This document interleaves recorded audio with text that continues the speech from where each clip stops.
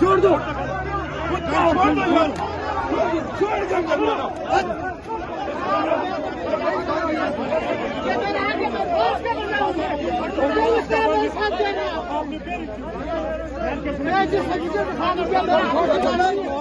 इमरान खान की खातिर मेरी जान चली जाए, मुल्क की खातिर मेरी जान चली जाए, अवाम की खातिर मेरी जान चली जाए, मैं कोई परवाह नहीं करता हूँ। क्या हम इसलिए रगड़े खाए, आप हमें जलील करें? इसको भी समझाओ इधर। मैं आपकी रिस्पेक्ट करता हूँ। ये पुलिस और आपस में बड़े बंदे